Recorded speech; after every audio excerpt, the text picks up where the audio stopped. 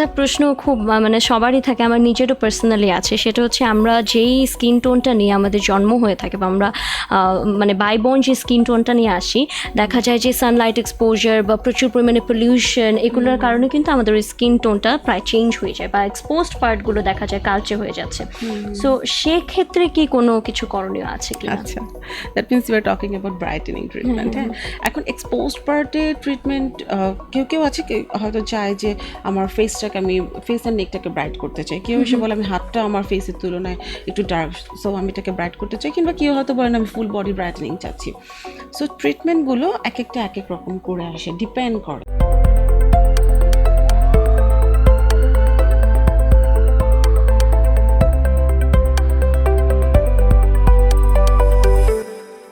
সাধারণত ত্বক বলতে আমরা যেটা বুঝি সেটা হচ্ছে আমাদের শরীরের বাহ্যিক একটি আবরণ। আপনাদেরকে যদি এখন প্রশ্ন করা হয় যে মানবদেহের সবচেয়ে বড় অঙ্গ কোনটি, তাহলে কিন্তু এক একজন এক এক অঙ্গের নাম বলবেন, বাট আসলে মানবদেহের সবচেয়ে বড় অঙ্গ হচ্ছে ত্বক। এবং আমাদের এই ত্বক কিন্তু অনেক কিছু সহ্য করে, রোদ, বৃষ্টি, ধুলো, বালু সব কিছু সহ্য করে, কিন্তু অনেক সময় দেখা যায় যে ত্বকের যে স্বাভাবিক সৌন্দর্য সেটা ম্লান হয়ে যায়, ত্বকটি মলিন এবং নিষ্প্রাণ হয়ে যায়। সেক্ষেত্রে কিন্তু আমাদের ত্বকে ভেসে ওঠা বিভিন্ন লক্ষণগুলো সম্পর্কে আমাদেরকে সচেতন হতে হবে, সতর্ক হতে হবে। তাই এসব ব্যাপারে কথা বলবার জন্য স্পেশালি আমাদের অনুষ্ঠানের আজকের বেসিক ফোকাস হচ্ছে ত্বক এবং চুলের যত্নে কিভাবে আধুনিক প্রযুক্তিগুলো প্রভাব ফেলে, এবং এই প্রযুক্তিগুলো সম্পর্কে আমরা জানবো আমাদের আলাপচারিতার মাধ্যমে। এবং আমাদের আলাপচারিতায় আজ যিনি হেলথ স্পেশালিস্ট হিসেবে থাকছেন তিনি প্রসিদ্ধ dermatologist and consultant doctor Asma Tasnim Khan. তিনি বর্তমানে কর্মরত আছেন নর্দার্ন মেডিকেল কলেজ অ্যান্ড হসপিটালে অ্যাজ অ্যান অ্যাসিস্ট্যান্ট প্রফেসর। ম্যামের সাথে আপনাদের স্বাস্থ্য সম্পর্কিত যে কোনো প্রশ্ন করতে আপনারা কিন্তু নিচে লাইভের কমেন্ট সেকশনে আপনাদের প্রশ্নটি জানাতে পারেন, অথবা আপনি আমাদেরকে এসএমএসও করতে পারেন। এসএমএস করতে হলে মোবাইলের মেসেজ অপশনে গিয়ে ট্যাপ করে ফেলুন SFM স্পেস আপনার নাম স্পেস আপনার প্রশ্ন, পাঠিয়ে দিন 26969 অর্থাৎ 26969 এই নম্বরে। এছাড়াও কিন্তু আপনি আমাদেরকে সরাসরি ফোন কল করে ডক্টরের সাথে কথা বলতে পারেন। কল করবার জন্য ডায়াল করে ফেলুন 0258315184 অথবা 09642964964। খুবই ইজি দুটো নাম্বার, কল করতে থাকুন, কথা বলতে থাকুন এবং পার্টিসিপেট করুন আমাদের মেডিকুইজে। মেডিকুইজের আজকের প্রশ্ন হচ্ছে রক্তের পিএইচ কত? Option A 7.4, option B 7.8। Already অনেকেই কিন্তু আমাদেরকে কুইজের উত্তর করছেন, সো আপনারাও যারা কুইজের উত্তর করতে চান তারা কিন্তু মোবাইলের মেসেজ অপশনে গিয়ে ট্যাপ করে ফেলুন SFM স্পেস আপনার নাম স্পেস কুইজের উত্তরটি এবং পাঠিয়ে দিন 26969 এই নম্বরে। এবং অনুষ্ঠানের একদম শেষেই কিন্তু আমরা আমাদের উইনার অ্যানাউন্স করে দিব, আর তাছাড়া যিনি উইনার হবেন তিনি কিন্তু পেয়ে যাবেন স্পাইস FM এর পক্ষ থেকে spice goody bag. So don't miss that chance guys, and please spread the live with everyone, specially যারা সৌন্দর্য সচেতন মেয়েরা রয়েছেন তাদের ক্ষেত্রে বেশি উপকার হবে। আর তাছাড়াও বিভিন্ন ত্বক এবং চুল রিলেটেড যতগুলো গ্রুপ রয়েছে ওগুলোতেও আমাদের আজকের কনভারসেশনটি শেয়ার করে দিবেন। এখন তাহলে আর ডিলে না করে চলে যায় আমাদের সুন্দরী ম্যামের কাছে। ম্যাম আসসালামু আলাইকুম, কেমন আছেন? ওয়ালাইকুম আসসালাম, আলহামদুলিল্লাহ ভালো আছেন। থ্যাংক ইউ তোমাকে আমাকে ইনভাইট করার জন্য। Ma'am thank you so much for coming, মানে it's an honour for us. Ma'am প্রথমেই যে ব্যাপারটি মানে শুরুতে একদম বেসিক একটা কোয়েশ্চেন দিয়ে শুরু করি, সেটা হচ্ছে ত্বকের কী কী সমস্যা নিয়ে পেশেন্টরা আপনাদের কাছে এসে থাকেন? আচ্ছা, ডার্মাটোলজিস্ট তো ডেফিনেটলি আমি তো অ্যাস্থেটিক প্র্যাকটিস করি, মেইনলি অ্যাস্থেটিক ডার্মাটোলজি। সো দুটো সেক্টরকেই আমাকে দেখতে হয়। ক্লিনিক্যাল যে কেসগুলো আসে সেগুলো তো আছেই, ডিজিজগুলো। তাছাড়া আমি যে ব্যাপারগুলো নিয়ে কাজ করি সেটা হচ্ছে অ্যাস্থেটিক ডার্মাটোলজি। আর অ্যাস্থেটিক ডার্মাটোলজিকে hair, nail and skin, body shaping সবগুলো ব্যাপারকে নিয়ে আমার সাথে একসাথে কাজ করতে হয়।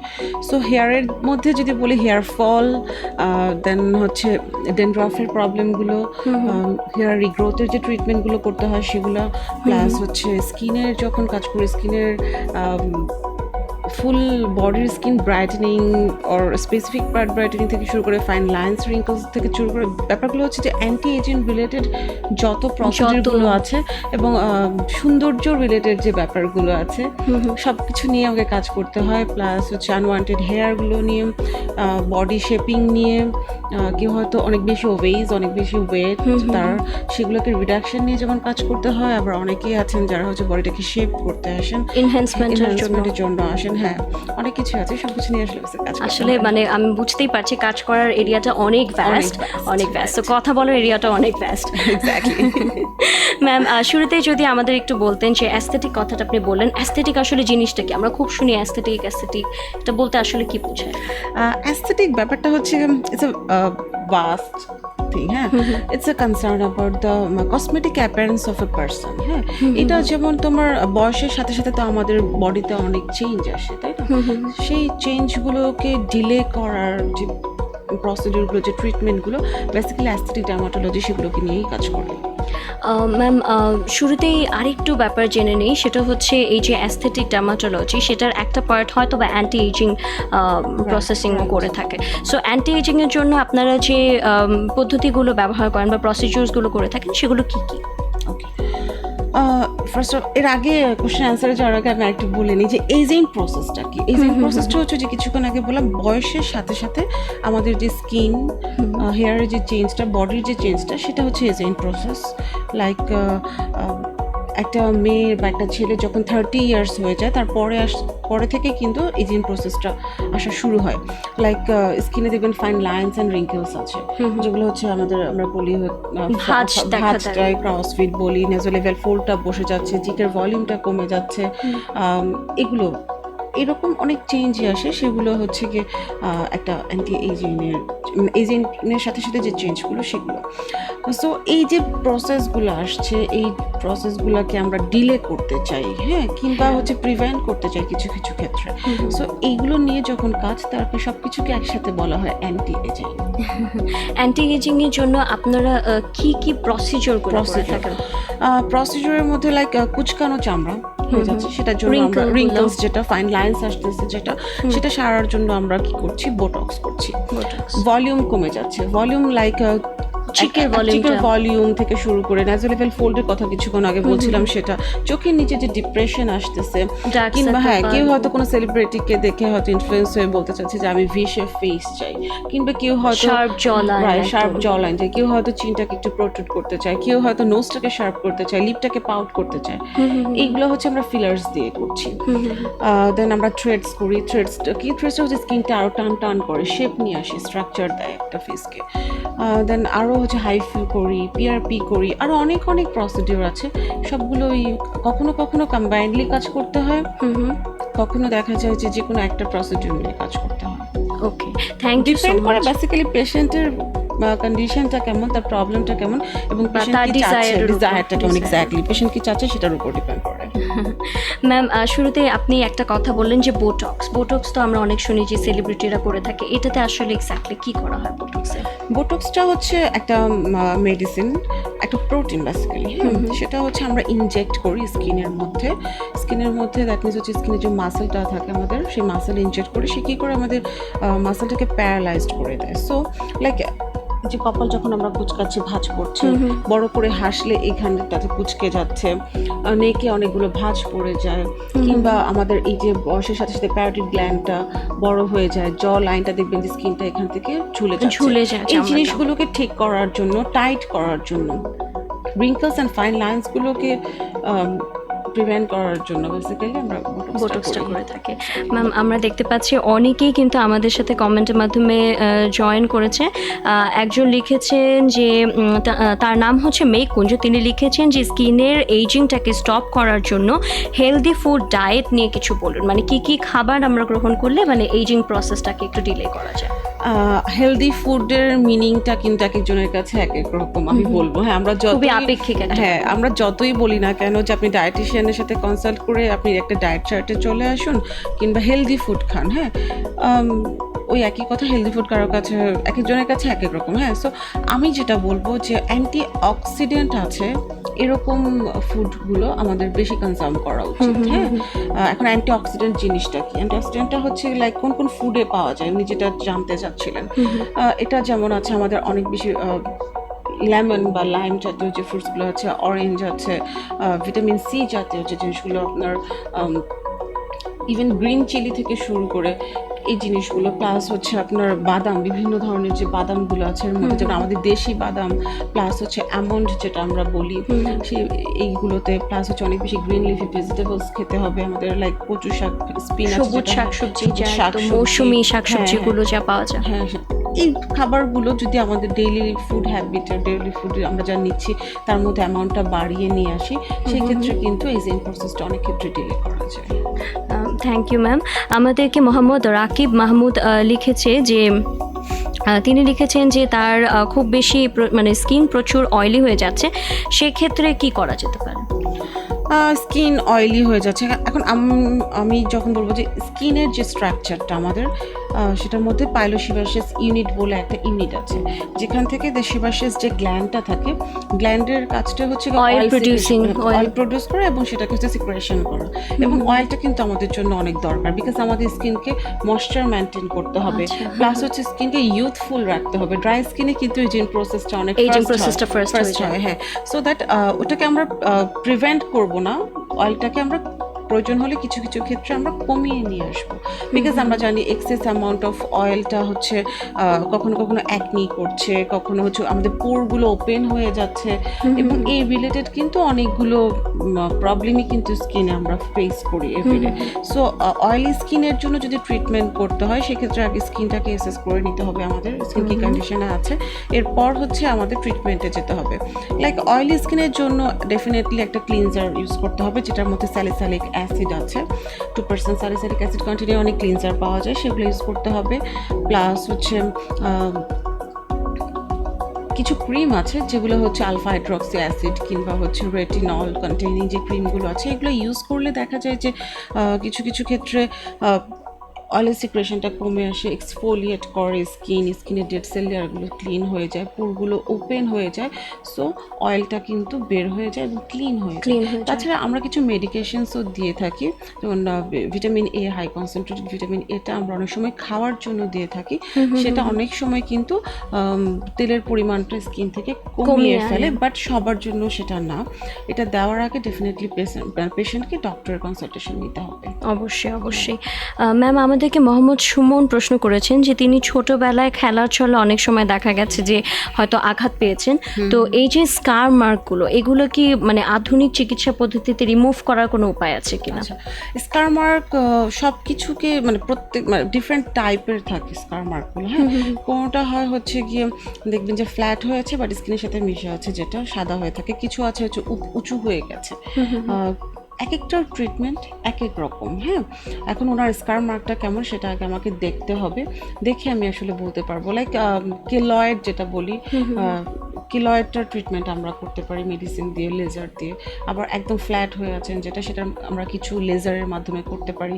এখন আরও অনেক বেশি অ্যাডভান্স আছে যেটা আমরা পিআরপি করি কিছু কিছু ক্ষেত্রে, পাশাপাশি আমরা লেজার করছি রিসার্ফেসিংয়ের জন্য, কার্বন ডাইঅক্সাইডের আমাদের CO2 যে ফ্র্যাকশনাল লেজার আছে, সব কিছু মিলিয়ে একটা মোটামুটি 100% recovery is not possible, but 50 to 60% আমরা করতে পারি, কেসে আমরা করতে পারি। ম্যাম, একটা প্রশ্ন খুব মানে সবারই থাকে, আমার নিজেরও পার্সোনালি আছে, সেটা হচ্ছে আমরা যেই স্কিন টোনটা নিয়ে আমাদের জন্ম হয়ে থাকে বা আমরা মানে বাইবর্ন যে স্কিন টোনটা নিয়ে আসি, দেখা যায় যে সানলাইট এক্সপোজার বা প্রচুর পরিমাণে পলিউশন, এগুলোর কারণে কিন্তু আমাদের ওই স্কিন টোনটা প্রায় চেঞ্জ হয়ে যায় বা এক্সপোজড পার্টগুলো দেখা যায় কালচে হয়ে যাচ্ছে। সো সেক্ষেত্রে কি কোনো কিছু করণীয় আছে কি? আচ্ছা, that means you are talking about brightening treatment. হ্যাঁ, এখন এক্সপোজড পার্টে ট্রিটমেন্ট কেউ কেউ আছে হয়তো চায় যে আমার ফেসটাকে আমি ফেস অ্যান্ড নেকটাকে ব্রাইট করতে চাই, কেউ এসে বলে আমি হাতটা আমার ফেসের তুলনায় একটু ডার্ক, সো আমি এটাকে ব্রাইট করতে চাই, কিংবা কেউ হয়তো বলেন আমি ফুল বডি ব্রাইটেনিং চাচ্ছি। সো ট্রিটমেন্টগুলো এক একটা এক এক রকম করে আসে, ডিপেন্ড করে কোন এরিয়াতে, কেউ স্পেসিফিক এরিয়াতে চাইলে সেরকম ট্রিটমেন্ট হয়, কেউ ফুল বডি চাইলে হয়, বাট আমি কম্বাইনলি তোমাকে বলে দিচ্ছি যেটা আজকে যে সবচেয়ে বেশি কাজ করে যে প্রসিডিউরটা, আমি সেটা নিয়ে একটু কথা বলি। সেটা হচ্ছে আমরা ফার্স্ট পেশেন্ট যখন আসে সেক্ষেত্রে আমরা পেশেন্টের হিস্ট্রিটা নিই, যে তুমি যেটা বললা যে পেশেন্ট অ্যাকচুয়ালি কী চাচ্ছে, দেন হচ্ছে তার কোনো ডিজিজ কন্ডিশন আছে কিনা, কোনো কোমরবিডিটিস আছে কিনা, সেটাকে অ্যাসেস করে নিতে হয়। লাইক আয়রন ডেফিসিয়েন্সি অ্যানিমিয়া যদি হয় কারো, সেক্ষেত্রে তুমি নোটিস করবে হয়তো যে চোখের নিচটা কালো হয়ে গেছে, এই এরিয়াগুলো কালো হয়ে যায়, বা কারো হয়তো হাইপার পিগমেন্টেশনের কোনো Anemia হিস্ট্রি হলে থাকে, হ্যাঁ, basically। তো হাইপার পিগমেন্টেশনের কোনো প্রবলেম থাকে, বডির কোনো হরমোনাল প্রবলেম থাকে, সেক্ষেত্রে হরমোনাল প্রবলেমগুলো, থাইরয়েড যদি হাইপোথাইরয়েডিজম হয় সেক্ষেত্রে কিন্তু বডিটা কালচে হয়ে যায়। সো অনেক কোমরবিডিটিস যদি তার না থাকে সেই ক্ষেত্রে আমরা কী করি, তার স্কিনটাকে অ্যাসেস করে নিই, অ্যাসেসটা করে নিয়ে দেন আমরা প্রসিডিউরে চলে যাই। দেখতে হয় যে স্কিনের কোনো ব্রেকেজ আছে কিনা, কোনো লেশন আছে কিনা, সেই ক্ষেত্রে স্কিনটাকে আমরা কন্ডিশনিং করতে দেখা যায় 10 থেকে 14 দিন বা 15 দিন পর্যন্ত সময় লাগে। ইন দ্য মিন টাইম আমরা যে গ্লুটাথিওন আছে আমাদের আইভি, আমরা সেটাকে স্টার্ট করে দিই। তো এরপর ওই গ্লুটাথিওনের বিভিন্ন ধরনের প্যাকেজ আছে, 6 মান্থ কেউ নিতে পারেন, কেউ 1 ইয়ার নিতে পারেন, সেটাও ডিপেন্ড করে পেশেন্ট এবং ডার্মাটোলজিস্ট দুজনের উপরই, তার প্রয়োজনীয়তা এবং সে কতটা চাচ্ছেন। প্লাস হচ্ছে আমরা ওইগুলো তো দেখা যায় যে চলতে থাকে ইয়ারলি 6 মান্থ পর্যন্ত। পাশাপাশি আমরা পিলিং করতে পারি, আমরা মাইক্রোডার্মাব্রেশন করতে পারি, আমরা কিছু ক্রিম আছে আমাদের যেগুলো অ্যাপ্লাই করার জন্য পেশেন্টকে দিচ্ছি, কিংবা কখনো কখনো আমরা কার্বন ডাইঅক্সাইড লেজার, যে আপনার ফ্র্যাকশনাল লেজার যেটা, সেটাও আমরা অনেক সময় কিছু কিছু ক্ষেত্রে ইউজ করি। সো ডিপেন্ড করে পেশেন্টের কন্ডিশনের উপর। এক্স্যাক্টলি। Thank you ma'am. আপনি যে বললেন পিলিংয়ের কথা, কেমিক্যাল পিলিং বা মাইক্রোডার্মাল অ্যাব্লেশন, এটার টার্মটা হয়তো আমরা অনেকেই শুনেছি, এটা আসলে জিনিসটা কি, এটা কীভাবে করে বা? কেমিক্যাল পিলটা হচ্ছে কি, আমরা কিছু মেডিসিনের সাহায্যে এটা করে থাকি। এটা 3 রকমের হয়ে থাকে, কিছু সুপারফিশিয়াল পিল আছে, কিছু মিডিয়াম ডেপথ পিল আছে, কিছু ডিপ পিল আছে। ডিপেন্ড করে সেখানেও যে পেশেন্টের স্কিনের কন্ডিশনটা কেমন সেটার উপর। পিলিংয়ের কাজটা কি, পিলিংটা হয় কি যে সান ট্যানটাকে রিমুভ করে, কিছু কিছু ক্ষেত্রে হাইপার পিগমেন্টেশনকে কমিয়ে দিচ্ছে, স্কিনটাকে স্মুথ করছে, ফাইন লাইন্স রিঙ্কলসটাকে রিমুভ করছে, প্যাচি স্কিন থাকে কারো, সেই প্যাচগুলোকে রিমুভ করছে। আলটিমেটলি দেখা যায় কি যে এটা এক্সফোলিয়েট করে স্কিনকে, হ্যাঁ, এক্সফোলিয়েট করে ভিতর থেকে। এক্সফোলিয়েট মানে কি, এক্সফোলিয়েট মানে হচ্ছে ওই যে আমাদের স্কিনটা রিজুভিনেট হয় একটা সময় পরপর, নির্দিষ্ট সময় পরপর ডেড সেলগুলো, মানে স্কিনের যে আপার লেয়ারটা সেটা তো ম্যাচিওর হয়ে আসে যখন, সেটা হচ্ছে ডেড সেলে চলে আসে। সো ডেড সেলটাকে যদি আমরা কন্টিনিউয়াস ওয়েতে রিমুভ না করি তো স্কিন তো ডাল হয়ে যাবে, তাই না? তো ওইটাকে এক্সফোলিয়েট করার জন্য আমরা পিলিংটা বেসিক্যালি করি। তো ওটা যখন উপর থেকে সরে যায় তখন ভিতর থেকে একটা হেলদি রিজুভিনেটেড স্কিন চলে আসে, ফ্রেশ একদম একটা স্কিন। হ্যাঁ। সো এটা কন্টিনিউয়াসলি যদি কয়েকটা সিটিং নেওয়া যায় 3 উইকস ইন্টারভেলে, লাইক 6 to 8 বা কখনো কখনো তার চেয়েও বেশি কিছু নেওয়া যায়, আলটিমেটলি একটা গুড রেজাল্ট আসে পেশেন্টের ডিজায়ার ওয়াইজ, যে একটু ব্রাইটেনিং, একটু ইউথফুল স্কিন। আমি কখনো আমার পেশেন্টকে বলি না আমি আপনাকে ফর্সা করে দিব, ফর্সা হওয়ার টেন্ডেন্সি দরকার নেই। আপনার যে কমপ্লেক্সনটা আছে সেটাকেই যদি আপনি একটা মেনটেন করে একটা হেলদি স্কিন, একটা গ্লোই, একটা নরমাল, হেলদি সেটাই স্কিন, কিন্তু যেটা বেটার, সেটাই বেটার আসলে।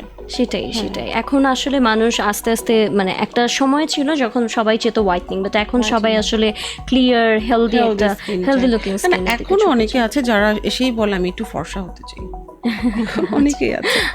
আমাদের সাবকন্টিনেন্টে কেন যেন আমরা সুন্দর বলতে গায়ের রং ফর্সা হবে সেটাকেই এখনো অনেকেই আছে, অনেক ফ্যামিলি আছে, অনেক পার্সন আছে ওটাকেই প্রায়োরিটি দিচ্ছে। কিন্তু ফর্সা হলেও যদি আপনি খুব বেশি পেল হন সেটাও কিন্তু রক্তশূন্যতার একটা লক্ষণ, অ্যানিমিয়া। সো ফর্সা মানে আসলে সুস্থতা না, সুস্থতাটাই বেশি জরুরি। তো ম্যাম, আমি নেক্সট যে কোয়েশ্চেন করবো সেটা হচ্ছে, অনেকেই হয়তো দেখা যায় যে ঠোঁটে কালো হয়ে যাওয়া বা ঠোঁটটা চিকন হয়ে যাওয়া, সো সেই সব ক্ষেত্রে আপনারা লিপের কি প্রসিডিওরগুলো করে থাকেন বা? আচ্ছা, লিপের প্রসিডিওরগুলো কিন্তু অনেক কিছু আছে, হ্যাঁ, ডিপেন্ড করে কন্ডিশনের উপরে, পেশেন্টের প্রবলেমের উপরে। যে তুমি কিছুক্ষণ আগে বললে যে লিপটা কালো হয়ে যাচ্ছে, কারো হয়তো যে সে বলে ক্র্যাক লিপ, কন্টিনিউয়াস ওয়েতে দেখা যায় শুধু উইন্টার না, পুরো সারা বছর ভরেই তার ঠোঁট ফেটে যাচ্ছে। কেউ হয়তো এসে বলে যে আমি আমার লিপটা একদম থিন, একটু ভলিউমাইজড করতে চাই।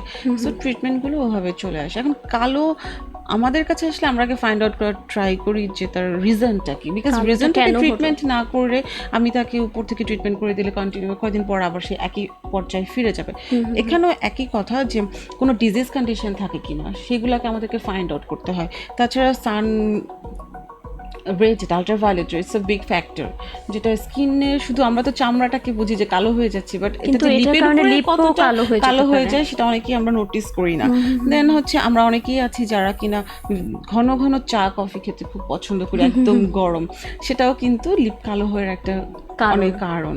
তাছাড়া হচ্ছে লিপস্টিক, এটা তো একদম না বললেই না। লং টাইম ধরে যদি ডার্ক কালার লিপস্টিক ইউজ করা হয়, লাইক অফিসে যাচ্ছে, মর্নিং এসে ইউজ করছে, দেন ইভিনিং এসে সেটাকে রিমুভ করছে, কিংবা ড্রাই ম্যাট লিপস্টিক যেগুলো হয়, this thing are really harmful, long time use করা উচিত না।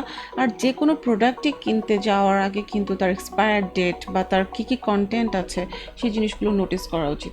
লাইক ধরুন কোনো লিপস্টিকে যদি ক্রোমিয়াম, ক্যাডমিয়াম বা লেড বা ক্যাস্টর অয়েল এই জাতীয় কোনো প্রোডাক্ট থাকে, সেটা কিন্তু লিপের জন্য খুবই ক্ষতিকর। ক্যাস্টর অয়েলটা কি লিপের জন্য ক্ষতিকর? হ্যাঁ, কিছু কিছু জার্নাল এখন বলছে, কিছু কিছু থিসিস এখন বলছে। অনেকে তো বলে যে ট্রিটমেন্টের জন্য ক্যাস্টর অয়েল ইউজ করছে। এখানে আসলে অনেক ব্যাপার আছে, কিছু কিছু ক্ষেত্রে কিছু জিনিসের জন্য ভালো, কিছু জিনিসের জন্য খারাপ, বাট এক্সেস কোনো কিছুই ভালো না, কোনো কিছুর উপর ডিপেন্ডেন্সি ক্রিয়েট করা ভালো না, সেটাই। আর তাছাড়া কোনো ডিজিজ কন্ডিশনেও কিন্তু লিপগুলো কালো হয়ে যায়, অনেক ব্যাপার থাকে। সো ট্রিটমেন্ট যদি আমি বলতে চাই, সেক্ষেত্রে ট্রিটমেন্টগুলো আসবে হচ্ছে আমরা কালো হওয়ার জন্য একরকম ট্রিটমেন্ট, সেক্ষেত্রে হচ্ছে কি আমরা ভিটামিন এ, যেটা ট্রিটেনয়েন বা হচ্ছে রেটিনে, এই ধরনের হাইড্রোকুইনন আছে, যেটা আমি জেনারিক নেমটা বলছি, আমি আসলে এক্স্যাক্টলি নামটা বলতে চাই না, বিকজ অনেকেই বুঝে না বুঝে ইউজ করে ফেলে, সেক্ষেত্রে একটা বিপরীত প্রতিক্রিয়া হতে পারে। সো এগুলো আমরা ডিপেন্ড করে পেশেন্টের কন্ডিশনের উপর। সো কখনো হয়তো কম্বাইন করে দিতে হয়, কখনো ইন্ডিভিজুয়ালি দিতে হয়, রাতে লাগানোর জন্য আমরা দিয়ে থাকি। পাশাপাশি হচ্ছে আমরা কিন্তু সানব্লক লাগাতে হবে লিপের মধ্যে। আর আমি ইনহাউসে যে প্রসিডিউরগুলো করছি, সেগুলোর মধ্যে পিলিং তো করতেই হয়। ভেরি লাইট কিছু পিল আছে, লাইক গ্লাইকোলিক অ্যাসিড বা ল্যাকটিক পিল, ভেরি লো কনসেন্ট্রেশনে যেগুলো, সেগুলো আমরা পিলিং করছি 3 উইকস ইন্টারভেলে। 5 থেকে 7টা পিল করলে একটা ভালো রেজাল্ট পাচ্ছি। এগুলোর কি কোনো সাইড এফেক্ট আছে কিনা, মানে কেমিক্যাল পিলার যেগুলো আমরা ইউজ করছি? No side effect. হ্যাঁ, এখন সাইড ইফেক্ট নিয়ে কথা বলতে গেলে আমাকে আসলে অনেক কিছু বলতে হবে। তুমি নোটিস করবা এখন যে বিউটি পার্লার কিংবা হচ্ছে অনেকেই আছেন এমন যে বিউটিশিয়ান বলেন নিজেকে, আমি আসলে জানি না তারা আসলে কোন ডিগ্রিভুক্ত, এনারা করছেন যেটা যে কেমিক্যাল পিল করছেন। কেমিক্যাল পিলটা আসলে ডিপেন্ড করে কোন পিলটা বা পেশেন্টের জন্য প্রয়োজন, কত সময় ধরে রাখতে হবে, প্লাস হচ্ছে কোন কনসেন্ট্রেশনে ইউজ করতে হবে, এবং প্রি পিল অ্যান্ড পোস্ট পিলের কিছু মানে নিয়ম থাকে, অ্যাডভাইস থাকে, এগুলো তারা মেনটেন করছেন কিনা, সব কিছুর উপরেই কিন্তু পিলিংয়ের কার্যকারিতাটা নির্ভর করে।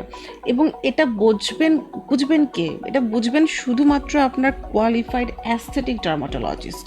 সব ডার্মাটোলজিস্ট কিন্তু পিলিং করেন না, অনলি অ্যাস্থেটিক ডার্মাটোলজিস্টরাই কিন্তু পিলিং করেন। সেই ক্ষেত্রে মানে ডক্টরের পরামর্শ ছাড়া যে কোনো জায়গায় যে পিলিং করলে সেটার সাইড ইফেক্ট যে কোনো কিছু হতে পারে। লাইক স্কিন হয়তো নিতে পারবে যে কনসেন্ট্রেশনের পিলটা, তার চেয়ে অনেক বেশি কনসেন্ট্রেটেড একটা মেডিসিন অ্যাপ্লাই করা হলো, সেক্ষেত্রে স্কিন ইজিলি বার্ন হয়ে যেতে পারে। বার্নের ইটস কোয়াইট ডেঞ্জারাস। এবং বার্নিংয়ের পরবর্তী যে ইফেক্টগুলো, সেগুলো কিন্তু ডেফিনেটলি সে পাচ্ছেন। ব্যাপারগুলো অনেক কমপ্লিকেটেড, অনেক সাইড ইফেক্টই হতে পারে। উই হ্যাভ টু এনশিওর যে একজন অ্যাস্থেটিক সার্জনের আন্ডারেই আমরা এটা করছি, তাহলে হচ্ছে সাইড এফেক্ট হওয়ার পসিবিলিটি। ইভেন এখন কিন্তু আমরা এরকমও পেশেন্ট পাচ্ছি যে, আমার কয়েকদিন আগে আমার কাছে একটা পেশেন্ট আসলো যে বলতেছেন, আমি নাম বলতে চাচ্ছি না, একদম স্পেসিফিক্যালি উনি কার কাছে করছেন, কোন বিউটিশিয়ানের আন্ডারে করছেন, আমাকে বলে গেলে যে এভরিডে নাকি পিলিং করছেন, এভরিডে নাকি একদম ঘষা দিলে স্কিনটা নাকি আপনার বের হয়ে যাচ্ছে ময়লার মতো করে। আমি খুবই অবাক হলাম যে ভাই, এতে তো দেখা যাবে যে আমাদের তো স্কিনের একটা সার্টেন টাইম থাকে, আমরা বলি 21 দিন পর পর পিলিং করতে, স্কিনটাকে রিজুভেনেট করতেও তো টাইম লাগে, ডিউরেশন আছে। তো এর আগে করলে তো কি হবে যে নর্মাল যে স্কিন হেলদি হয়ে আসার আগেই সেটাকে আমরা তুলে ফেলছি, প্রি ম্যাচিওর যে স্কিনটা আসে, সেই প্রি ম্যাচিওর স্কিনটাকে আমরা তুলে ফেলতেছি, সেক্ষেত্রে স্কিন পাতলা হয়ে যাচ্ছে, ব্লাড ভেসেলসগুলো প্রমিনেন্ট হয়ে যাচ্ছে, যে সান ইফেক্টটা অনেক বেড়ে যাবে, বার্নিং হবে, আনওয়ান্টেড হেয়ার, আর অনেক অনেক হার্মফুল ইফেক্টই কিন্তু হতে পারে যদি এক্সপার্ট হ্যান্ডে না করা হয়। ম্যাম, আমাদেরকে শেহরিন লিখেছেন, শেহরিন মৌলিক মাইশা লিখেছেন, তিনি বলেছেন পাতলা চুল কিভাবে ঘন করবো। এটা কিন্তু অনেকেরই প্রশ্ন থাকে যে আমার হেয়ার খুব থিন অ্যান্ড খুব ফ্রিজি, ড্রাই, হয়তো বা দেখা গেছে যে খুব হেয়ার প্রোডাক্ট ইউজ করেছেন বা হিট ইউজ করেছেন, সেক্ষেত্রে এই পাতলা থিন বা ফ্রিজি হেয়ারটাকে কিভাবে একটু নরিশ করে বা একটু বেটার করা যায় আসলে? ওকে, ওনার হেয়ারটা প্রথম থেকেই এমন নাকি ধীরে ধীরে এমন হয়ে গেছেন, সেটা আমাদের জানা দরকার ছিল। প্লাস হচ্ছে উনি কোনো প্রসিডিউর করেছেন কিনা বা বিউটি পার্লারের যাওয়ার প্রবণতা তার খুব বেশি কিনা সেটাও একটু জানার প্রয়োজন ছিল। সো হেয়ার থিন হওয়ার পেছনে কিন্তু অনেকগুলো রিজন থাকে, আমি একটু করে বলে নিচ্ছি। ফার্স্ট অফ অল একটা জেনেটিক ব্যাপার তো থাকেই। সেকেন্ড হচ্ছে কি স্ট্রেস, লাইক তুমি নোটিস করবা কেউ হয়তো বলবে ডেঙ্গু হয়েছিল, টাইফয়েড হয়েছিল, এরপর থেকে আমার চুল টাইফয়েডের পর অনেকেরই complain, not only the typhoid, it is related to the stress, any kind of stress. Like কোনো সার্জারি হলো, কোনো একটা সার্জারির পরও দেখবা যে 1-1.5 মাস পর অনেক চুল পড়ে। পোস্ট বা অপারেটিভ হচ্ছে স্টুডেন্টদের এসএসসি দিচ্ছে বা এইচএসসি দিচ্ছে, এরপর যে একটা হেয়ার ফল হয় 18-20 দিকে, যে দেখা যায় ওই এইজের ছেলে বা মেয়েগুলো কিন্তু অনেক পাওয়া যায় যে হেয়ার ফল হচ্ছে। This is related to the stress. তাছাড়া হরমোন তো অনেক ইম্পর্ট্যান্ট একটা ফ্যাক্টর, যেমন থাইরয়েডের অভাবে থাইরয়েড কমে গেলে একটা হেয়ার ফল হয়। ভেরি ইম্পর্টেন্টলি একটা কথা বলতেই হবে, যেটা না প্রেগনেন্সি অবস্থায় দেখবা যে কোনো মেয়ের হেয়ারটা অনেক সুন্দর হয়ে যায়, বাট ডেলিভারির পর আবার অনেক ফল হয়, অনেক ফল হয়। বাচ্চার বয়স যখন 4 থেকে 18 মাস, সেই সময় কিন্তু একটা ট্রেমেন্ডাস হেয়ার ফল হয়। তাছাড়া কিছু হরমোন লাইক ইস্ট্রোজেন কমে গেলে হচ্ছে, ছেলেদের ক্ষেত্রে টেস্টোস্টেরন, ডাইহাইড্রোটেস্টোস্টেরন যেগুলো আছে সেগুলো বেড়ে গেলে হেয়ার ফল হচ্ছে।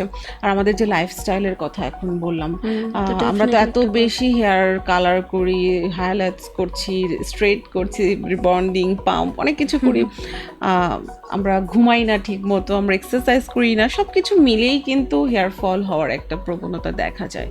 বাট হ্যাঁ, ট্রিটমেন্ট আছে, এটা তো ভয়ের কিছু নেই।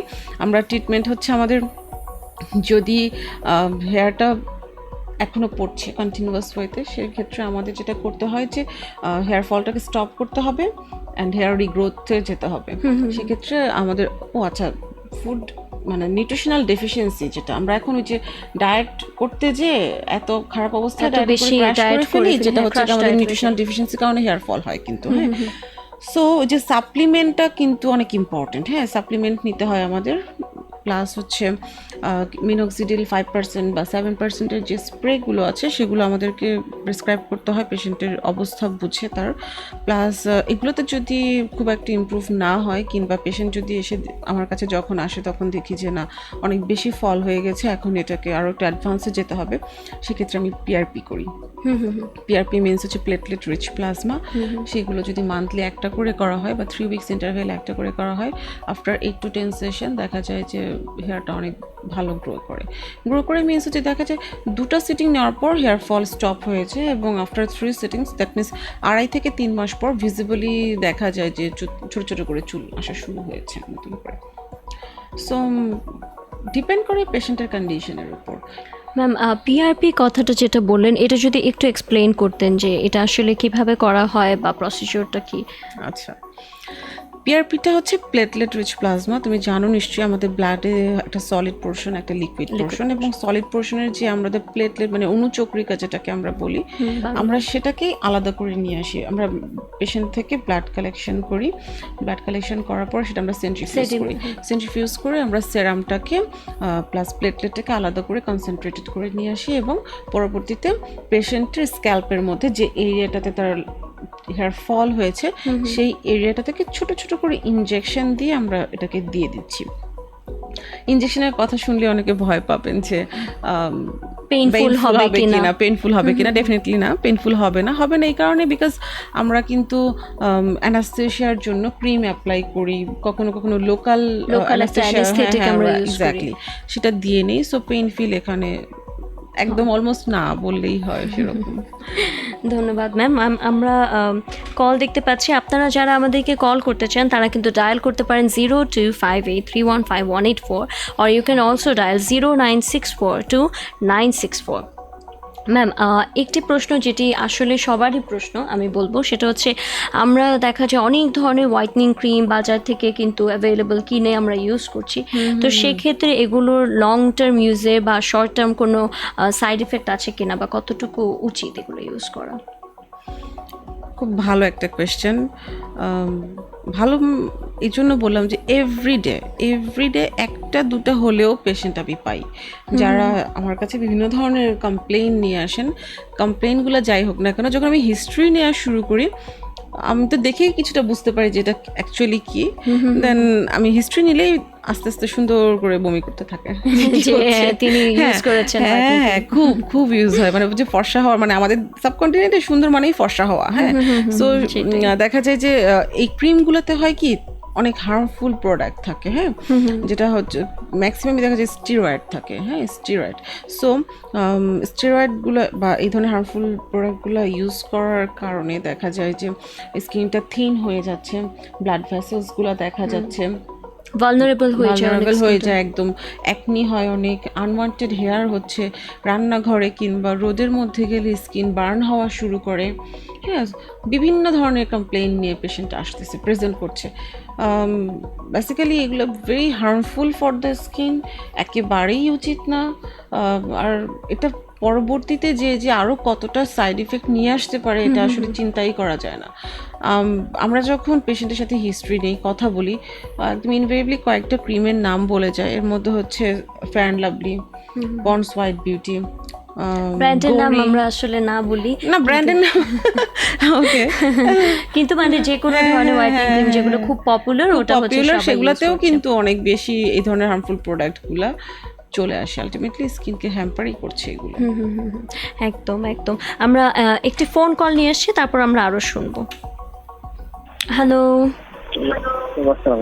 হ্যালো, ওয়ালাইকুম আসসালাম, ওয়েলকাম টু স্পাইস এফএম। আপনার নাম বলে ডক্টরের কাছে প্রশ্নটি করুন। জি, আপনার স্বাস্থ্য সম্পর্কিত কোনো প্রশ্ন থাকলে সেটি করে ফেলুন। ম্যাম একটা ছিল, এই যে আমার মুখে ম্যাম মাঝে মধ্যে গোটা উঠতেছে, আর সেগুলো ম্যাম অনেক জ্বলতেছে। মুখে গোটা উঠছে এবং মাঝে মাঝে খুব জ্বলতেছে, মানে হচ্ছে ইচিং টাইপের হচ্ছে আর কি। আপনার বয়স কত? ম্যাম 21। কতদিন ধরে হচ্ছে? ম্যাম এটা হয় মাঝে মাঝে, উঠে আবার চলে যায়, আবার উঠে। কোনো কিছু লাগলে খেয়াল করেছেন, বা গরমে গেলে রোদে গেলে এরকম হচ্ছে কিনা?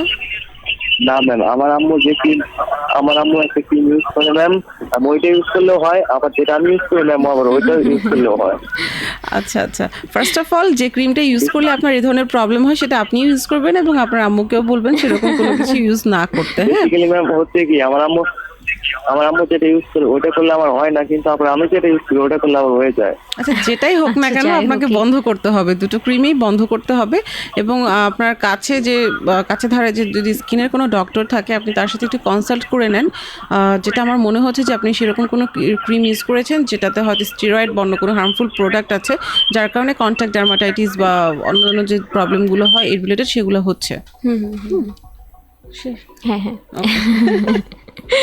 আচ্ছা, এইটাই আসলে আমরা বলছিলাম যে বিভিন্ন এই হোয়াইটনিং প্রোডাক্টগুলো ইউজ করার কারণে আসলে অনেক ধরনের প্রবলেম দেখা দিচ্ছে। আর আমাদের সাথে অনেকেই আছে হচ্ছে কমেন্টের মাধ্যমে জয়েন করেছেন। আমি দেখতে পাচ্ছি সাদিয়া আফরিন সিমরান জয়েন করেছেন, মোহাম্মদ সুমন জয়েন করেছেন, SH শিহাব জয়েন করেছেন আমাদের সাথে। সিমরান বলছেন যে অয়েলি স্কিন আর হচ্ছে প্রচুর অ্যাকনি প্রন স্কিন, সেক্ষেত্রে অয়েলটাকে কিভাবে কন্ট্রোল করব বা এই অ্যাকনিটাকে কিভাবে প্রিভেন্ট করা যায়। আচ্ছা সিমরান, অয়েলি স্কিন নিয়ে কিন্তু কিছুক্ষণ আগে আমরা কথা বলেছি। হ্যাঁ, সো অ্যাকনিটাকে প্রিভেন্ট করবেন কীভাবে সেটা নিয়ে বরং বলি বেটার হয়। সো অ্যাকনি হওয়ার কিন্তু অনেকগুলো কারণ আছে। এর মধ্যে ইম্পর্টেন্ট হচ্ছে কি অ্যাকনির জন্য একটা ব্যাকটেরিয়া আছে, প্লাস হচ্ছে আমরা যদি স্কিনটাকে ঠিকমতো ক্লিন না করি সেটা একটা রিজন আছে। আমরা অনেক প্রোডাক্ট ইউজ করি যেটা হচ্ছে আমাদের লোমকূপের গোড়াটাকে ব্লক করে ফেলছে, সেখান থেকে একটা যেটা আমাদের লোমকূপের গোড়াটা যখন ব্লক হয়ে যাচ্ছে, সো আমাদের যে সেবামটা ওটা ঠিকমতো বের হয়ে আসতে পারছে না, সো ক্লগ হয়ে থাকে, ক্লগ হয়ে ওখানে একটা ইনফ্লামেশন হয়ে ব্রণ তৈরি হচ্ছে। সো ব্রণ হওয়ার আসলে অনেকগুলো রিজনই আছে এবং ব্রণের কিন্তু অনেকগুলো টাইপও আছে। সো এক একটা টাইপ এক একভাবে আমাদেরকে ট্রিট করতে হয়। বাট ইউজুয়ালি আমরা কী করি, আমরা খাওয়ার জন্য কখনো অ্যান্টিবায়োটিক্স দিচ্ছি, বাট যদি অ্যান্টিবায়োটিক্সেও কাজ না হয় সেক্ষেত্রে আমরা ভিটামিন এ হাই কনসেন্ট্রেটেড যেটা আইসোটিনিন সেটাতেও আমাদেরকে যেতে হয় কখনো কখনো। লাগানোর জন্য হচ্ছে কিছু অ্যান্টিবায়োটিক্স আছে কিংবা বেনজাইল পারঅক্সাইড আছে, সেগুলো দিতে হয়। আর হচ্ছে wash important, very much important হচ্ছে যে আপনি যে ক্লিনজারটি ইউজ করছেন সেটা 2% স্যালিসাইলিক অ্যাসিড আছে, এই ধরনের কোনো ক্লিনজার ইউজ করা উচিত। সো আমি যেহেতু আপনার স্কিনের প্রপার কন্ডিশনটা দেখতে পাচ্ছি না আসলে কেমন, বেটার আপনি একটু চলে আসেন, আমি দেখে ট্রিটমেন্টটা দিলে মনে হয় ভালো হবে। হ্যাঁ হ্যাঁ হ্যাঁ একদম সেটাই ভালো হবে। ম্যাম আমরা তো এখন অনেকেই কিন্তু খুব সৌন্দর্য সচেতন এবং আমরা চাই যে একদম সেলিব্রিটির মতো perfect skin, perfect hair, perfect nail, perfect everything. So in that case আপনারা বিভিন্ন ফিলার্স করে থাকেন মেবি, তো ইনজেক্টেবল ফিলার্সগুলো ওগুলো নিয়ে যদি কিছু বলতেন। ফিলার্স নিয়ে বললে অনেক কিছু বলতে হবে, অল্প একটু করে বলি। ফিলার্স বিভিন্ন ধরনের ফিলার্স আছে, বাট আমরা হাইলোরনিক অ্যাসিড যে ফিলারটা সেটাকে নিয়ে বেশি প্রেফারেন্স দিয়ে থাকি এবং এটা নিয়ে কাজ করি। ফিলার্স বেসিক্যালি বয়সের সাথে যে ডিপ্রেশনগুলো বা ভলিউমের লস হয় আমাদের, লাইক চিকের ভলিউমটা কমে যাচ্ছে, চোখের নিচে একটা ডিপ্রেশন চলে আসে, এটা দেখবা যে এটা ডিপ হয়ে গেছে, এটা নিচের দিকে ঝুলে গেছে, কিংবা জ লাইনটা ঝুলে গেছে, এগুলো কারেকশন করার ক্ষেত্রে যেমন আমরা ফিলারটাকে ইউজ করি, ঠিক তেমনই কিন্তু নর্মাল একটা 16 বা 18 ইয়ার্সের একটা মেয়ে আসলো, সে যদি এসে আমাকে বলে আমি একটু ফিলার না, আমি একটু আমার নোজটাকে শার্প করতে চাই, বা লিপটাকে আমি পাউট করতে চাই, বা চিনটাকে আমি একটু প্রোট্রুড করতে চাই, সেক্ষেত্রেও কিন্তু আমরা ফিলারটাকে ইউজ করি। ফিলার এই সব ধরনের প্রসিডিউরে মোটামুটি ফিলারটা ইউজ হয়, ফিলার দিয়েই করা হয়।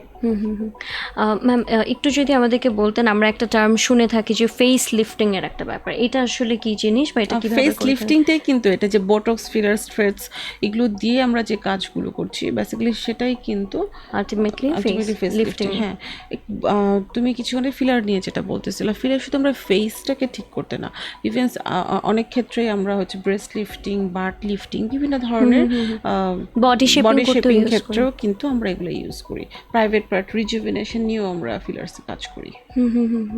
বডি শেপিং এর কথা যেহেতু আসলো, সো এসব ক্ষেত্রে এটা কতটুকু পার্মানেন্ট? সাপোজ কেউ যদি ব্রেস্ট এনহ্যান্সমেন্ট করে, এটা আপনারা কিভাবে করে থাকেন, বা ট্রিটমেন্ট প্রোটোকলটা কি, বা এটা কতদিন থাকে এফেক্টটা? এটা আমরা যেমন হাইলোরনিক অ্যাসিড দিয়ে আমি ইউজুয়ালি করি, সেটার ক্ষেত্রে তো 1 ইয়ার বা 15 মান্থস পর্যন্ত মোটামুটি একটা ভালো শেপ থাকে। আর এটা কি সার্জিক্যাল মেথড নাকি এটা নন সার্জিক্যাল মেথড? বেসিক্যালি আমরা অ্যাসিড ডার্মাটোলজিতে আমরা সার্জারি করি না, হ্যাঁ, আমরা নন সার্জিক্যালি সবকিছু নন সার্জিক্যালি করা হয়। রাইট। আরেকটা ব্যাপার যেটা জানতে চাই, নোজের যে আমরা অনেক সময় শুনে থাকি যে রাইনোপ্লাস্টি বা নোজ শেপিং, রাইনোপ্লাস্টিটা কি অ্যাস্থেটিকের আন্ডারে পড়ছে কি? হ্যাঁ, রাইনোপ্লাস্টি যেটা হচ্ছে নন সার্জিক্যাল, শুধু আমরা ফিলার্স দিয়ে বা থ্রেডস দিয়ে করছি। হ্যাঁ, থ্রেডস তো কিন্তু নোজটাকে শার্প করার ক্ষেত্রে আমরা অনেক ইউজ করি, সেটাই কিন্তু rhinoplasty, but that is non surgical ওয়েতে। ম্যাম একটু যদি বলতেন যে অবাঞ্ছিত লোম যেটা হয় আমাদের, সেক্ষেত্রে এটাকে রিমুভ করার জন্য বা এটার গ্রোথটাকে বন্ধ করার জন্য কি আধুনিক কোনো চিকিৎসা পদ্ধতি আছে কিনা? বা হ্যাঁ, আধুনিক চিকিৎসা বলতে হচ্ছে লেজার হেয়ার রিডাকশন। আগে তো দেখা যেত যে ওয়্যাক্সিং, থ্রেডিং, আগে না, এখনও মেয়েরা করছে ওয়্যাক্সিং, থ্রেডিং বা শেভিং, এগুলো তো করছেই, বাট যদি পার্মানেন্টলি কিছুটা রিমুভ করতে চায়, 100% রিমুভ ইজ নট পসিবল, যেটা হচ্ছে 85 to 90% বা কখনো কখনো 95% আমরা কমিয়ে নিয়ে আসতে পারি। হ্যাঁ, আর রিমেনিং যে এক্সিস্টিং যে হেয়ারটা রয়ে যায় এতই ফাইন অ্যান্ড এতই থিন থাকে যেটা আসলে নোটিসই করা যায় না। So laser hair removal is the newest thing, যেটা হচ্ছে আমাদেরকে করতে হয়। ইউজুয়ালি দেখা যায় মাসে একটা করে সিটিং নিতে হয়, কখনো কখনো 5 থেকে 7টা সিটিং নিলেই মোর দেন এনাফ, ঠিক হয়ে যায়। বাট কিছু কিছু ক্ষেত্রে like PCOS, polycystic ovary syndrome, বা কোনো হরমোনাল থেরাপি নিয়েছে, সেই ক্ষেত্রে আনওয়ান্টেড হেয়ার হয়েছে, সেই সব ক্ষেত্রে পেশেন্টগুলোকে ট্রিট করতে গেলে মোটামুটি 8 থেকে 10টা বা 10টার অধিক সেশনও লেগে যেতে পারে। ম্যাম মেস্তা জিনিসটা খুবই কমন বলা চলে, এবং স্পেশালি আমাদের মায়েরা যারা চুলায় দেখা যায় মানে আওয়ার্স স্ট্রেচ কাজ করছে, বা যারা খুব সান এক্সপোজড, তাদের ক্ষেত্রে মেস্তার প্রবলেমটা দেখা যায়। তো মেস্তার ট্রিটমেন্টে কি অ্যাস্থেটিকের কোনো প্রভাব আছে কিনা বা রোল আছে কিনা? অনেক ভাস্ট একটা জায়গা আমাদের কাজ করার।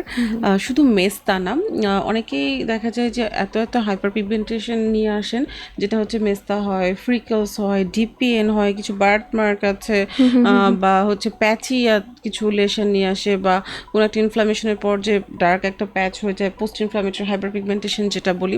সো অনেক কিছু নিয়ে আসে। হ্যাঁ, ফেসে কালো দাগটা আসলে কেন হয়েছে সেটাকে আগে ফাইন্ড আউট করতে হবে।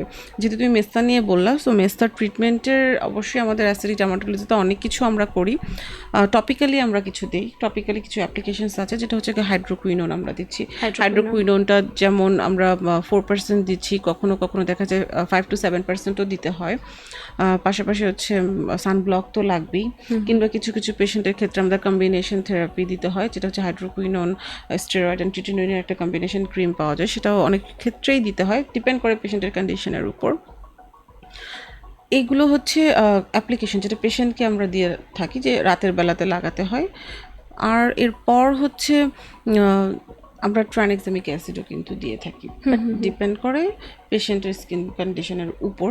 এবং ইনহাউস অ্যাস্থেটিক্যালি আমরা যা করছি সেটা হচ্ছে পিলিং। হ্যাঁ, আমাদের অনেক ধরনের পিলিং আছে, lactic acid peeling, glycolic acid peeling, আর্জিন পিল, অনেক অনেক পিল আছে, যেগুলো এই পিলগুলো আমরা পেশেন্টের প্রয়োজনীয়তা অনুযায়ী আমরা করছি।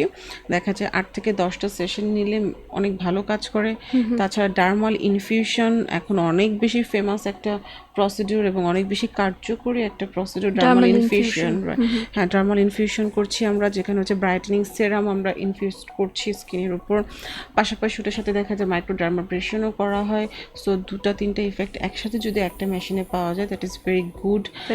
প্লাস হচ্ছে কিছু কিছু ক্ষেত্রে কিন্তু আমরা মেজোথেরাপি দিচ্ছি এবং লেজারও করা হয়। কিউ সুইচ লেজারটাও অনেক ক্ষেত্রে কাজ করে যদি সেটা, বাট ডিপেন্ড করে কি মেস্তার কিন্তু আমাদের স্কিনের তো লেয়ার আছে না, একদম উপরের লেভেলে যদি হয় এটা ট্রিটমেন্টে খুব ইজিলি রিমুভ হয়ে যায়। আর একদম ডিপ লেয়ারে যেটা হয় সেটা রিমুভ করা একটু টাফ, অনেক বেশি টাফ। এবং মিডিয়াম লেয়ারে হলেও মোটামুটি 80-85% রিমুভ করা যায়। আর ভালো ব্যাপারটা হচ্ছে যে আমাদের সাবকন্টিনেন্টে আমরা ওই মিডিয়াম যে লেয়ারটা ডার্মাল, ওই পেশেন্টগুলো আমরা বেশি পাই। That's a very good news. Ma'am, আমাদেরকে একজন কমেন্টে লিখেছেন, মোহাম্মদ নূর আলম ওনার নাম, তিনি লিখেছেন যে ওনার মুখে শাল হয়, বা আমরা যেটাকে বলি হোয়াইট হেডস বা ব্ল্যাক হেডস পারহ্যাপস। তো তিনি বলেছেন এটা কি ঘুমের কারণে হয় নাকি অন্য কোনো কারণে হয়, আর এটা ট্রিটমেন্টটা কি? নুরুল আলম সাহেব, এটা ঘুমের কারণে হয় না। এটা ফার্স্ট অফ অল হচ্ছে আপনার স্কিন যদি অনেক বেশি অয়েলি হয় সেক্ষেত্রে হতে পারে। সেকেন্ড হচ্ছে আপনি যদি অনেক বেশি ডাস্টে কাজ করেন এবং স্কিনটাকে ঠিক মতো ক্লিন না করেন, সেই ক্ষেত্রে লোমের কূপের গোড়াগুলো ক্লগ হয়ে যাওয়ার কারণে হতে পারে। এবং হচ্ছে আপনি যদি কোনো কসমেটিক্স ইউজ করেন সেটাকেও প্রপারলি ক্লিন না করেন সেক্ষেত্রেও হতে পারে। সো হওয়ার আসলে অনেকগুলো রিজন আছে। ট্রিটমেন্টটাও কিন্তু খুবই ইজি। ফার্স্ট অফ অল আপনাকে ক্লিনজার, যেটা আমি বারবার বলছি যে 2% স্যালিসাইলিক অ্যাসিড বা বেনজাইল পারঅক্সাইড আছে, এই ধরনের ক্লিনজারগুলো ইউজ করা।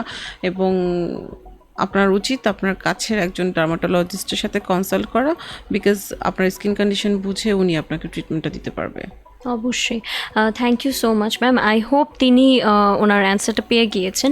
আরেকটি ব্যাপার যেটা জানতে চাই যে প্রত্যেকটি স্কিন মানে ডিফারেন্ট স্কিন টাইপের জন্য, অয়েলি হোক বা সেটা কম্বিনেশন স্কিন হোক বা ড্রাই হোক, বাসায় বসে একটা মানুষ কিভাবে তার স্কিনটাকে মেনটেন করতে পারবে প্রপারলি? Well, nice question. যেটা হচ্ছে প্রত্যেকটা স্কিন টাইপ অনুযায়ী কিন্তু কেয়ারটা ডিফারেন্ট হয়। হ্যাঁ, আমাদের কান্ট্রিতে কিন্তু আমরা দেখি সবচেয়ে বেশি কম্বিনেশন স্কিন, দেন অয়েলি, দেন ড্রাই। হ্যাঁ, সো ট্রিটমেন্ট প্রোটোকল, ট্রিটমেন্ট না বলি, মেনটেনেন্স যেটা, হ্যাঁ, ডে টু ডে লাইফে যেটা করতে হয় আমাদের, ক্লিনজার থেকে শুরু করে, আমি যেমন ভাগ করি ক্লিনজার, দেন হচ্ছে ময়শ্চারাইজার, দেন হচ্ছে প্রোটেকশনের জন্য সানব্লক, দেন হচ্ছে আরও এক্সট্রা কেয়ার, আমি এরকম করে ইউজুয়ালি বলতে পছন্দ করি। সো ক্লিনজারটা এমন হতে হবে, যদি কারোর অয়েলি স্কিন হয় সেই ক্ষেত্রে স্যালিসাইলিক অ্যাসিড বেসড ক্লিনজারগুলো ইউজ করবে। যদি কারোর কম্বিনেশন হয় সে এই ক্লিনজারের পাশাপাশি হচ্ছে নর্মালি যে স্কিনগুলো হচ্ছে লেক্সেটাফিলের যে ক্লিনজারগুলো আছে সেগুলো ইউজ করতে পারে। হ্যাঁ, নর্মাল স্কিনের জন্য যেটাতে গ্লিসারিনটা একটু বেশি থাকে, এবং ড্রাই স্কিনের জন্য কিন্তু সেটাফিলের ক্লিনজারগুলো খুব ভালো কাজ করে। বা যেটাতে হচ্ছে ময়শ্চার মানে সোপ ফ্রি ক্লিনজার, যেটাকে আমি বলবো সোপ ফ্রি, সেই ধরনের ক্লিনজারগুলো একটা জেন্টেল ক্লিনজার। দেন হচ্ছে কি ময়শ্চারাইজার, আচ্ছা, এর আগে একটা কথা বলি, অনেকেই আছেন যারা হচ্ছে স্ক্রাব করতে স্কিনটাকে খুব বেশি পছন্দ করেন, Scrub মনে করেন যে স্ক্র্যাপ করলে হয়তো ডেড সেল উঠে যাচ্ছে, এক্সফোলিয়েট হচ্ছে, বেসিক্যালি সেরকম কিছু হয় না, বরং আপনি আপনার স্কিনের সেবাসিয়াস গ্ল্যান্ডটাকে ইরিটেট করছেন এবং সে আরও বেশি অয়েল প্রোডাকশন করছে। অ্যাকনি থাকলে অ্যাকনিটাকে ইরিটেট করছেন, ইনফ্লামেশনটা আরও বেড়ে যাচ্ছে। মানে হিতে বিপরীত হ্যাঁ, হচ্ছে। এক্স্যাক্টলি, হিতে বিপরীত হচ্ছে। সো আমি অলওয়েজ স্ক্রাবের অ্যাগেনস্টে। দেন ময়শ্চারাইজার, অনেকেই ভাবেন যে অয়েলি স্কিন যদি থাকে সেক্ষেত্রে আমার ময়শ্চারাইজার করার কোনো দরকার নাই, আরও বেশি অয়েল হয়ে যাবে, আরও বেশি চিপচিপে হয়ে যাবে। No, it's completely wrong concept. এসব ক্ষেত্রে করতে হয় কি, যাদের স্কিনটা অয়েলি তারা যদি জেল বেসড কোনো ময়শ্চারাইজার ইউজ করেন, গুড। যারা কম্বিনেশন স্কিন তারা জেল বেসড কিংবা হচ্ছে লোশন টাইপের কিছু ইউজ করতে পারেন, ওয়াটার বেসড কিছু, এক্স্যাক্টলি। প্লাস যাদের স্কিন ড্রাই তারা ক্রিম ইউজ করতে পারেন, ক্রিম বেসড যে ময়শ্চারাইজারগুলো ইউজ করতে পারে। দেন হচ্ছে প্রোটেকশন, দ্যাট মিনস সানব্লক যদি কেউ প্রপার ওয়েতে ইউজ করে 50 to 60% তার স্কিন প্রবলেম এমনিতেই সলভ হয়ে যায়। শুধুমাত্র সানব্লক? হ্যাঁ, সানব্লকে, বাট ডিপেন্ড করে হচ্ছে সানব্লক চুজ করাটা উপর। হ্যাঁ, এখন ড্রাই স্কিনের জন্য কিন্তু সে ক্রিম বেস সানব্লক ইউজ করে ফেলতে পারেন, আবার কম্বিনেশন স্কিনের জন্য যেমন লোশন বা জেল ফর্মটা ইউজ করা যায়, অয়েলি স্কিনের জন্য জেল ফর্ম বা কম্প্যাক্ট পাউডার ইউজ করতে পারেন। এখানে একটা কোয়েশ্চেন আসে, অনেকেই বলেন যে আমি SPF 30 নিব নাকি SPF 50 নিব, সানব্লক কোনটা চুজ করবো। হ্যাঁ, SPF 30 গুলো ইউজুয়ালি দেখা যায় একটু ম্যাটেড হয়, একটু অয়েলটা কম হয়, সেক্ষেত্রে ওটাও ইউজ করা যেতে পারে যাদের অয়েলি স্কিন। বা SPF ব্যাপারটা অ্যাকচুয়ালি ডিপেন্ড করে হচ্ছে আলট্রাভায়োলেট বি এর উপর। ওকে, সো আলট্রাভায়োলেট বি এর প্রোটেকশনটা কিন্তু লাইক SPF 30 দেখা যায় 97% প্রোটেকশন দিচ্ছে, SPF 50 দেখা যায় 98% প্রোটেকশন দিচ্ছে। হ্যাঁ, বাট আমরা কিন্তু কখনোই চাই না যে সিঙ্গেল বিট অফ প্রোটেকশন নষ্ট হয়ে যাক। হ্যাঁ, সো যেটা আসলে কমফোর্টেবল ফিল করেন উনি নিতে পারেন। দেন আমরা সময়ের একদম শেষ প্রান্তে চলে এসেছি। আমরা লাস্ট একটি কোয়েশ্চেন হয়তো বা নিব। নওরিন আমাদেরকে SMS করেছেন, আমি দিন দিন কালো হয়ে যাচ্ছি বাসায় থাকা সত্ত্বেও। দিন দিন কালো হয়ে যাচ্ছে, তার মানে আমি যেখান থেকে শেষ করলাম এর আগের কোয়েশ্চেন একটা কথা বলতে হবে। আলট্রাভায়োলেট এ যেটা, সেটা কিন্তু আমাদের যে গ্লাস ভেদ করেও কিন্তু ভেতরে আসতে পারে।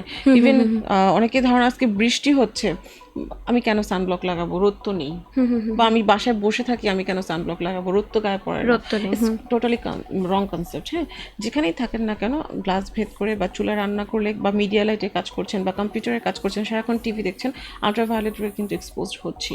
So sunblock is important.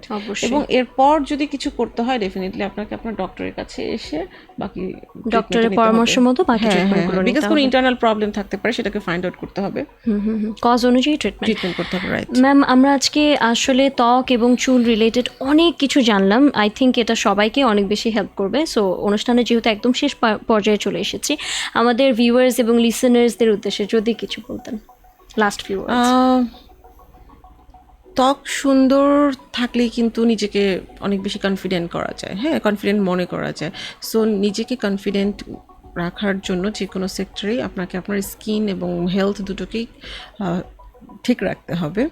R thank you বলবো আমি স্পাইস FM 96.4-কে আমাকে ইনভাইট করার জন্য, এবং আপনাদের সাথে এত কিছু শেয়ার করতে পারলাম এর থ্রুতে।